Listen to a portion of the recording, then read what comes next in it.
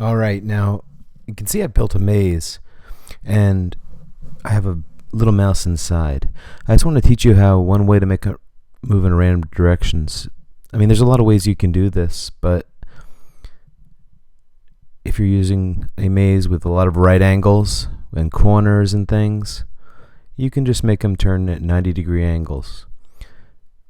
You can experiment with trying him at different angles and different kinds of mazes, but it gets a little bit more complicated because you might have to move him in more different directions so he doesn't get stuck.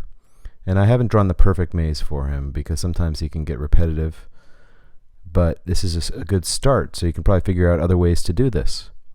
Now you can see I used a forever block and I have him moving automatically 5 steps. You can make him a little faster by obviously moving him more steps. We've practiced that before. We've tried it out with other games.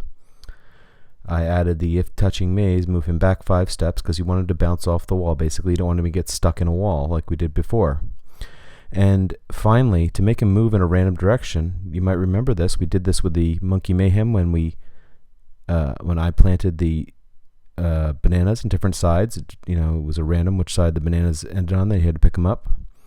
We used an equation and we put a random number in there. So it's basically picking a random number, 1 or 2. And if it's 1, it will turn to the left, 90 degrees. Else, it will turn to the right. So that's just a good way to make it pick between the two random directions. Experiment with other ways to make him turn or make him go. Maybe you try a different direction. Maybe he bounces in a random way, a random degree. There's lots of ways you can experiment with this, but the important thing is that you use an equation that has a random number in it so it picks a random direction. So good luck. Please let me know if you have any questions. That should do it for this game. Feel free if you want to change the game up. Maybe you control the mouse and he tries to get the cheese and something's chasing him. That's randomly searching around. Or maybe there's a bunch of enemies in here that are randomly moving around and you have to navigate through them.